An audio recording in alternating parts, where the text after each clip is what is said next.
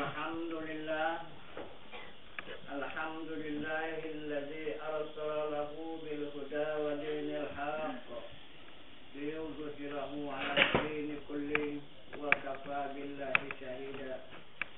Ashhadu an la ilaha illallah wahdahu la syarika lah wa ashhadu anna Muhammadan 'abduhu wa rasuluh la nabiyya ba'da. Amma ba'du. Pertama-tama kita bersyukur kehadirat Allah Subhanahu wa taala beserta menyampaikan salawat dan salam atas junjungan kita Nabi besar Muhammad sallallahu alaihi wasallam dengan rahmat Allah beserta nikmatnya hingga pada saat malam hari yang berbahagia ini kita kembali dipertemukan Allah untuk meningkatkan ilmu dan iman kita kepada Allah Subhanahu wa taala. Yang mana Nabi kita Muhammad sallallahu alaihi wasallam memberikan petunjuk kepada sekalian umatnya dengan sabda beliau yang berbunyi awaluddin ma'rifatullah, bermula awal agama mengenal Allah.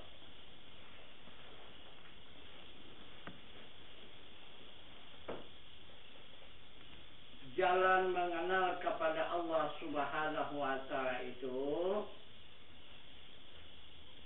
adalah mengenal diri. Itu jalannya. Jalan mengenal Allah itu adalah mengenal diri. Apabila tidak kenal kita kepada diri, maka tidak akan kenal kepada Allah. Kenal kepada diri, otomatis kenal kepada Allah. Yang mana diri itu yang sebenarnya? Yang dimaksud dengan diri kita. Yang pertama, Rasulullah mengatakan diri tara diri. Itu yang pertama. Yang kedua, diri tazali. Yang ketiga, diri terbeli. Keempat, diri sebenar diri. Inilah empat yang dikatakan diri manusia itu.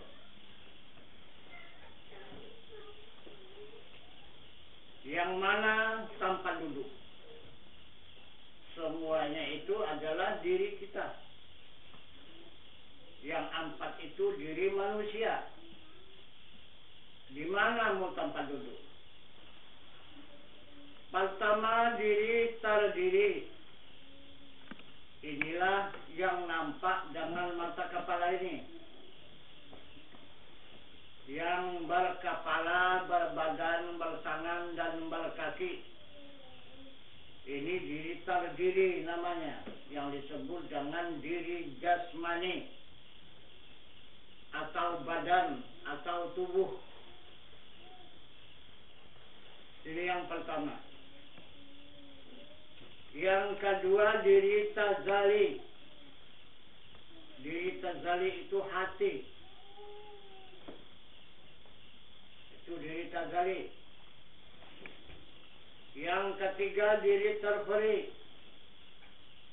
Yang dikatakan diri terperi itu yang dikatakan nyawa atau jiwa kita.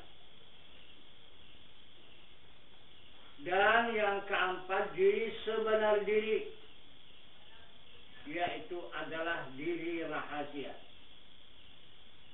Itulah empat lapisan diri kita ini.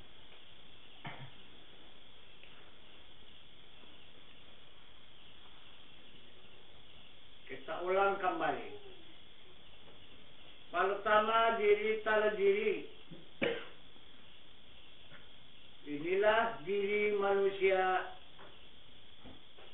yang mempunyai peraturan, syarat, rukun,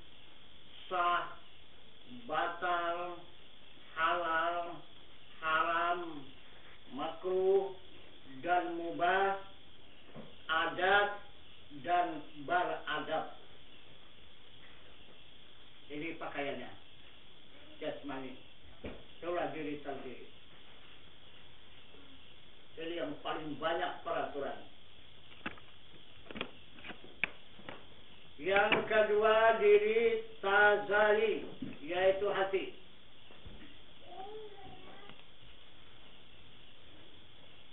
Ini apa pakaiannya? Pakaiannya hanya zikirullah. Siang dan malam itu tidak putus daripada zikirullah, yaitu zikir Allah Allah. Baik dalam keadaan duduk, berdiri, berjalan, makan, minum, diam, dan berkata, tetap dia berzikir Allah Allah Allah Allah di hati itu.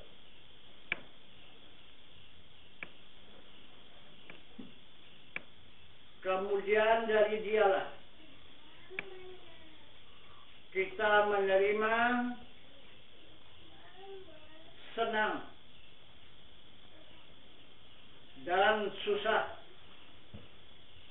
dan kemudian dari dialah kita menerima hawa panas dan dingin. Itu dari diri tazali. Jadi Allah Subhanahu wa ta'ala hanya sampai kepada diri tazali, itulah dia memandang dan melihat. Kalau diri terdiri tadi tidak. Bagaimanapun keadaannya, Allah tidak melihat. Allah itu tidak menilik. Yang ditilik itu adalah diri tazali. Kalau sampai di sana tazalinya wujudnya Allah.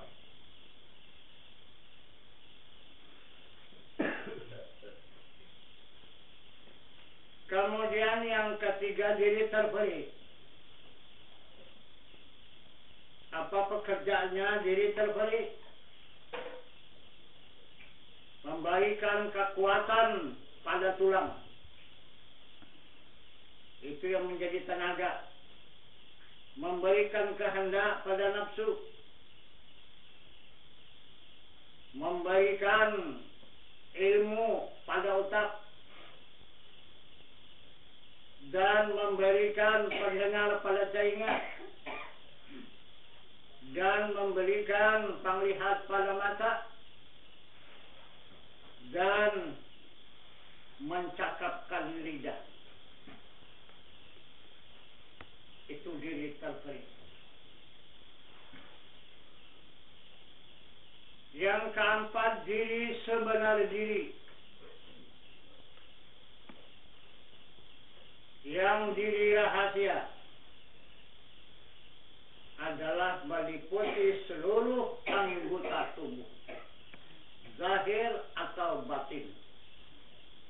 Habis diratai.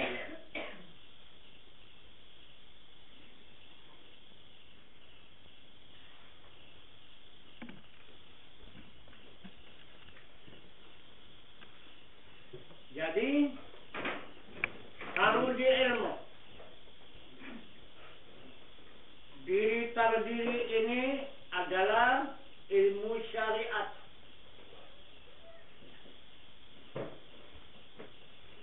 Itu pakaiannya. Kalau di diri tazali itu ilmu tarikat. Kalau diri terberi ini ilmu hakikat. Dan diri sebenar diri itu adalah ilmu ma'rifat. Itu ilmunya. Martabatnya. Diri terdiri ini manusia. Diri tazali ini malaikat. Diri terberi ini adalah Muhammad diri sebenar diri ini adalah zat Allah. Nah, di mana tempat kedudukan?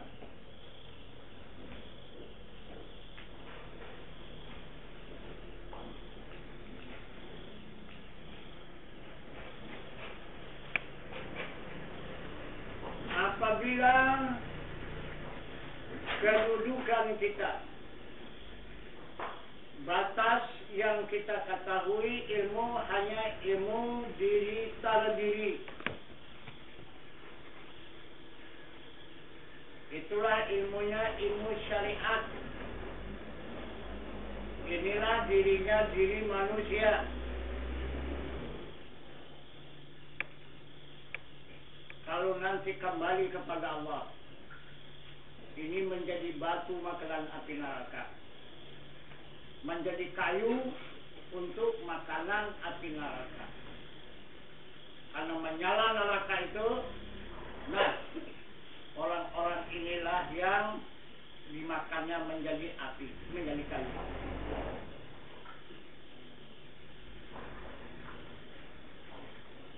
Ini yang sudah ditentukan oleh Allah Subhanahu wa Ta'ala. Yang kedua, orang yang berkedudukan di diri tazalik, bukan tidak dia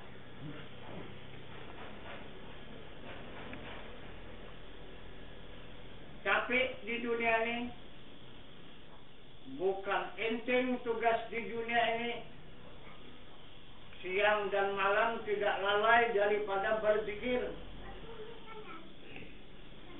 Tapi kalau hanya batas itu ilmunya yang diamalkannya, hanya batas itulah pengenalannya. Jika nanti menghadap kepada zat Allah Subhanahu wa Ta'ala, akan menjadi batu makanan api neraka.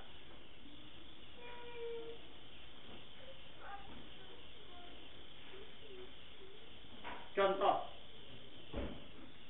dan sunnah.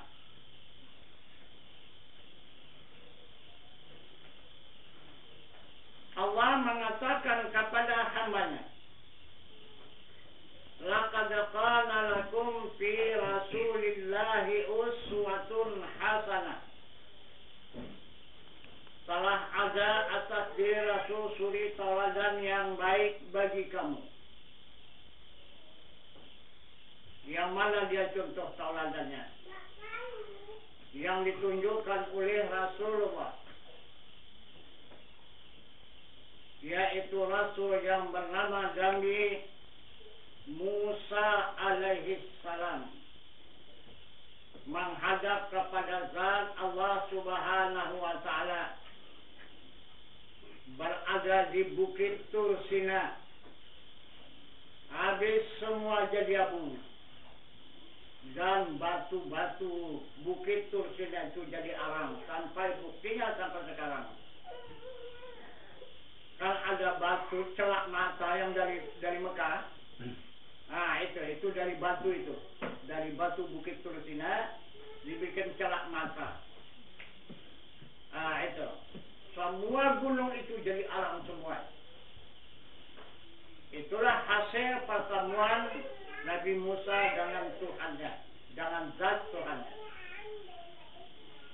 Itu, karena dia mempergunakan diri tara diri jasmani yang nyata, maka itulah kenyataannya jadi abu.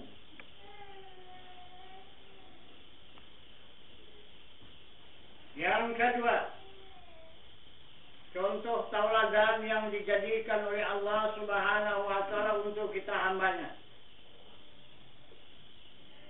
Malaikat Jibril alaihi salam, yang selalu membawa wahyu dari Allah, memberikan kepada Rasul. Baru Rasul menyampaikan kepada umat. Jadi arti wahyu ini adalah berita dari Tuhan, ataupun pelajaran dari Tuhan yang disampaikan kepada Rasul perantaraan malaikat Jibril. Dan malaikat Jibril diamanahkan Allah bisa membedah dada Nabi kita Muhammad SAW, membersihkan penyakit hatinya, dan mengisi dengan 3 buah bajana, serta mencat dengan khataman nubuat. Kemudian baru menyediakan kendaraan bulat Isra berjalan dari Mekah sampai ke Baitul Muqaddis. Kemudian menyediakan tangga naik ke langit dengan 7 lapis langit dan 7 lapis tangga. Sampai di Sidratul Muntaha, perbatasan langit dengan alam nur, dia juga terbakar. Malaikat Jibril tidak bisa juga menghadap kepada zat Allah Subhanahu wa Ta'ala. Ini contoh tauladan kepada kita seluruh hamba Allah. Allah sudah tunjukkan, kalian mau ke neraka apakah mau ke surga? Kalau mau ke neraka, itulah contoh, itulah ikuti. Ikut Nabi Musa, ikut sama malaikat. Jadi ilmunya, kamu tuntutlah ilmu syariat, kamu tuntutlah ilmu tarikat. Habis sampai batas itu saja. Nah, jadi itulah nasibmu. Itulah tempatmu. Itulah kediamanmu yang kekal. Adalah neraka. Terbakar dari abu. Walaupun apa yang kita kerjakan di muka bumi ini.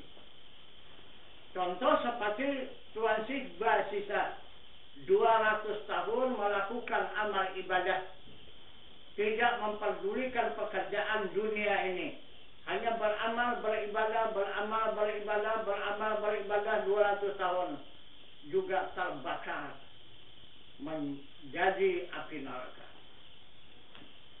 Itu menjadi makanan api neraka. Itu yang sudah disunahkan oleh Rasul, yang sudah dipetunjukkan oleh Allah Subhanahu wa Ta'ala. Jadi inilah sebahagian besar kita hamba Allah mendustakan Allah dan Rasul. Itu maka sedikit lagi dunia ini bertahan, karena 95% yang mendustakan Allah dan Rasul. Macam mana dia tidak marah? Maka tidak akan lagi kuat dunia ini. Semuanya rapuh dan lapuk. Asal dapat guncangan tahunya hancur. Nah, itu. Maka Allah menghapuskan bumi ini bukan karena guncangan saja.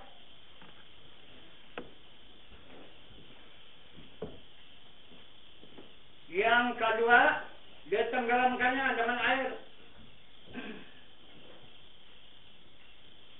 Yang kedua, dihembusnya dengan angin yang kuat. Dan yang keempat, dinyalakannya api di sana sini, membakar bangunan. Terbakar bangunan, dan orangnya pun ikut terbakar. Itu jika Allah menghendaki kepada hamba-hambanya yang ingkar, kepada hamba-hambanya yang tidak mengakui kekuasaan Allah, tidak mengakui dunia ini milik Allah. Jadi sebahagian besar kita manusia, dunia ini milik manusia. Sesuka hati kita berbuat di muka bumi ini. Tapi lihat nanti contoh. Terus menerus di depan kita. Allah memberikan contoh tauladan, tidak akan ada manusia yang berkuasa. Coba contohnya, adakah seseorang manusia yang hebat di muka bumi ini yang bisa menentang kekuatan bumi? Tidak ada. Adakah manusia di mana saja dia berada, walaupun mau fakat dia dengan jin dan setan untuk menahan air supaya tidak banjir? Tidak ada. Dan mana manusianya di muka bumi ini yang bisa menyetup angin supaya tidak meruntuhkan bangunan-bangunan? Tidak ada. Mana manusia yang bisa memadamkan api supaya api itu tidak menyala? Tidak ada. Jadi berarti tidak ada yang diikut manusia yang ada di muka bumi ini.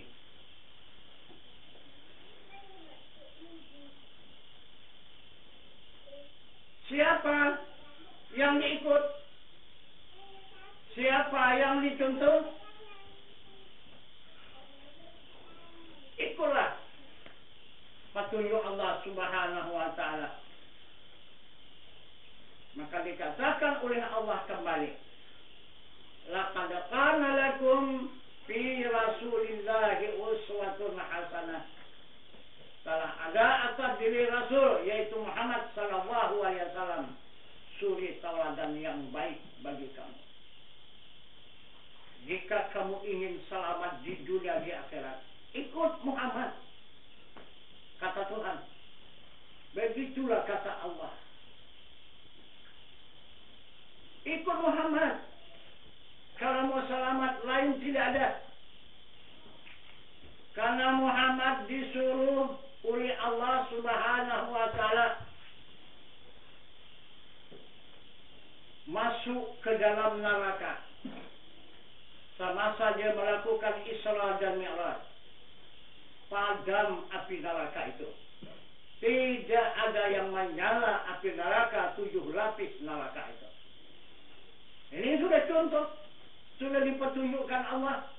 Kenapa kita hamba Allah ini cukup melengker, cukup membantah Allah? Kenapa? Maka tidak mau percaya kepada Allah yang ditunjukkannya sebagai contoh tauladan. Dan dialah yang bisa masuk memeriksa surga 8 lapis surga. Yang menjumpai jangan penduduk surga itu. Berapa bangsa yang menunggu surga itu? Ada 4 bangsa yang dijumpai oleh Nabi kita Muhammad SAW. Yang pertama bangsa Ainun Jariyah.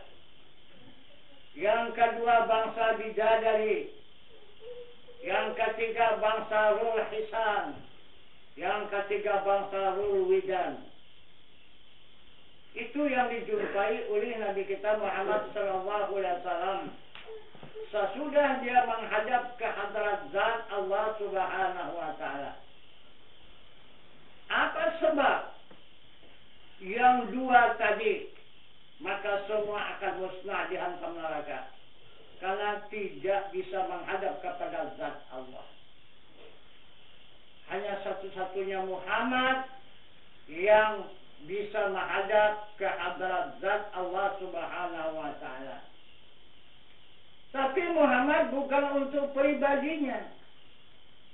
Menghadap kepada zat, masuk ke surga, masuk ke neraka, ini adalah dia memberikan dan menunjukkan contoh tauladan kepada umat.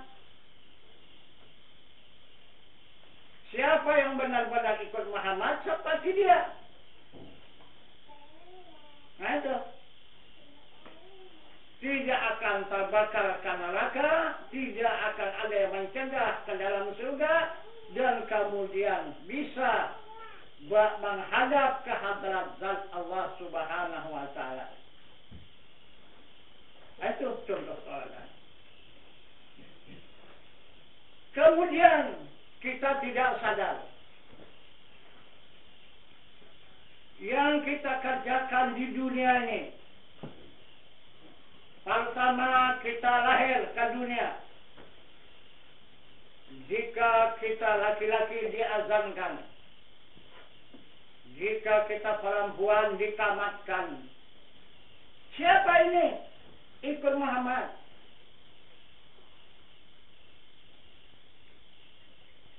Kemudian yang berkemampuan sesudah berumur 7 hari, maka ditebus kesucian kita itu dengan akikah. Pekerjaan siapa ini? Pekerjaan Muhammad Rasulullah.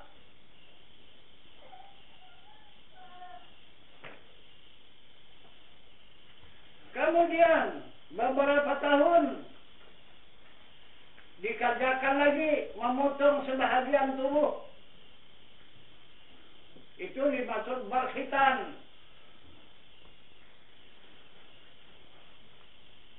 Sebahagian sudah dikorbankan diri kita berkhitan, dibuang untuk mendapatkan kesucian.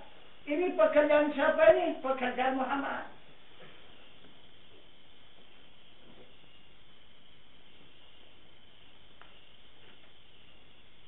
Kemudian akhir balik 15 tahun.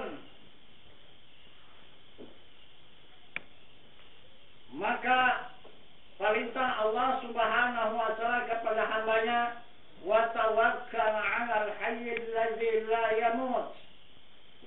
Serahkan dirimu kepada Tuhanmu yang hidup, yang tiada mati. Ikut siapa ini? Ikut Muhammad.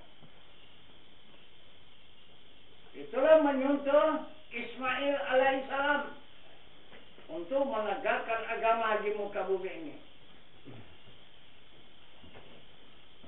Kemudian baru menyempurnakan hidup di muka bumi ini, yaitu menegakkan rumah tangga. Siapa punya pekerjaan ini? Pekerjaan Muhammad.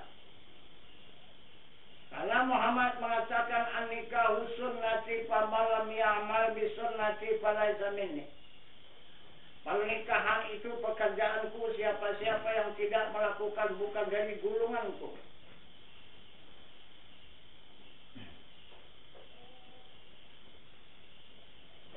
Kemudian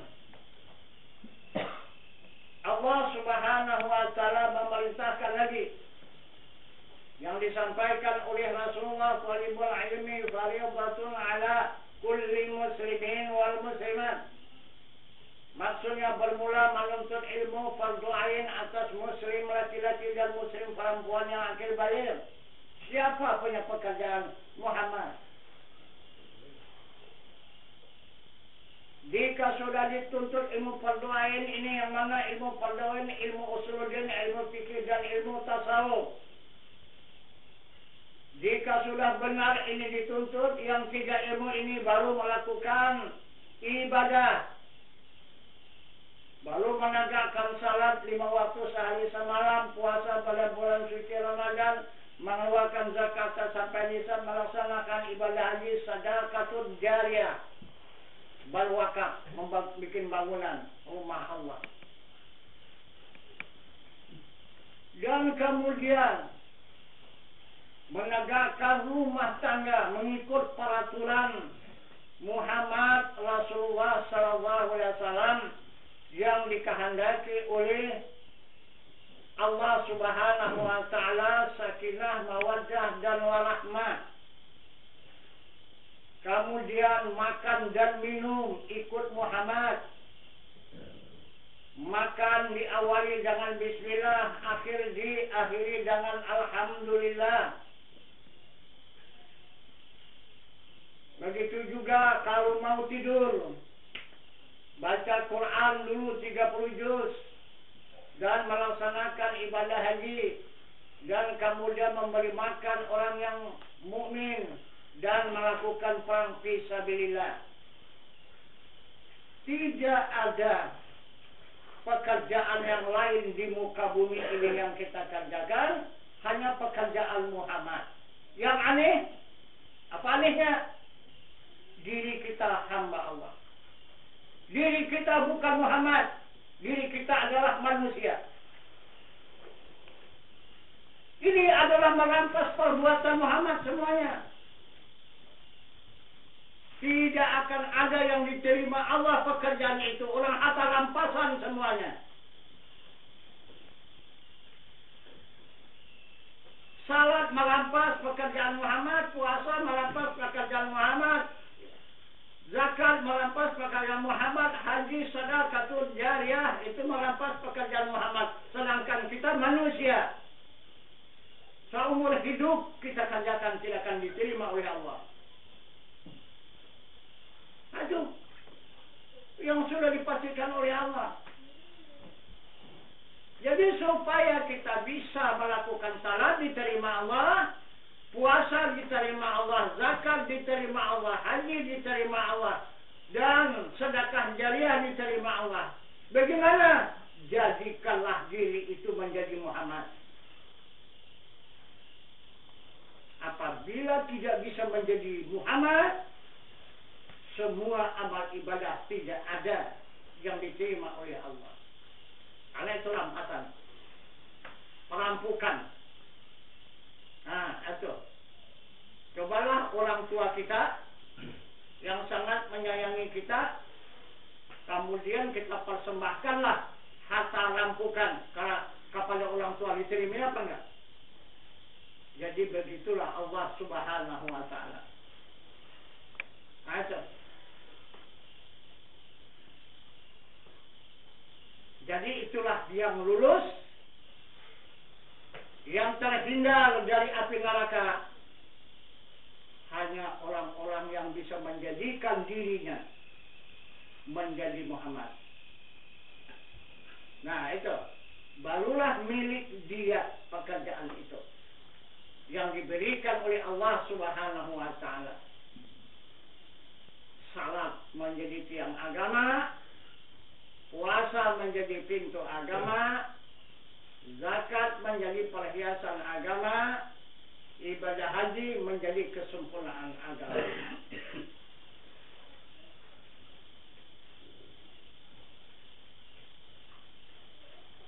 Itu yang dikehendaki oleh Allah Subhanahu wa Ta'ala. Dan bagaimana cara menjadikan diri menjadi Muhammad? Nah, itulah yang akan kita tuntut seterusnya. Jadi kalau kita tidak menjadi diri Muhammad, tidak akan kenal kepada Allah. Karena tidak ada yang bisa mengenal Allah, hanya Muhammad. Sesuai dengan sabdanya mengatakan, Ana minallah wal mu'minin minni. Aku yang dari Allah, kata Muhammad, sekian orang beriman dari aku. Nah itu, kita hanya kepada Muhammad. Nah itu, kepada Allah, itu adalah Muhammad. Sesuai pula dengan pengakuan Allah. Adamu ya Muhammad keranaku, sekalian alam itu keranamu. Nah, itu. Jadi Allah Subhanahu wa Ta'ala mengatakan kepada Muhammad, dia tidak bertanggung jawab soal alam. Apakah manusia, apakah binatang, tumbuh-tumbuhan, bumi dan sebagainya, itu adalah Muhammad. Tidak tanggung jawab Allah Subhanahu wa Ta'ala. Siapa yang mengajukan nasib kepada Allah tidak akan diterima Allah.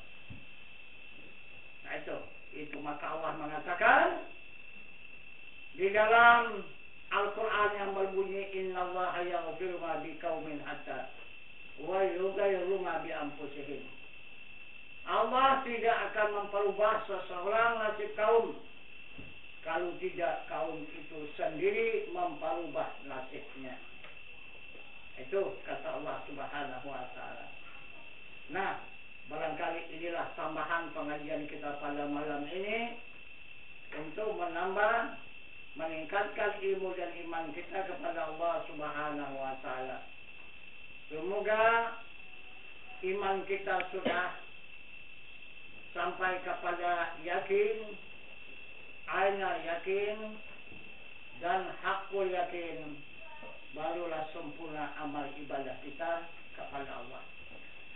Nah, kemudian baru kita sambung lagi dengan usul din, dengan pertanyaan, yaitu untuk menerangkan supaya lebih terang lagi jalan yang sudah kita buka, yang sudah kita jalankan, yang kita pertunjukkan, mudah-mudahan dia bertambah luas dan bertambah terang. Maka sebagai mukadimah pelajaran pertama pada menit ini kita akhiri sampai di sini. Wabillahi taufiq wal hidayah. Assalamualaikum warahmatullahi wabarakatuh.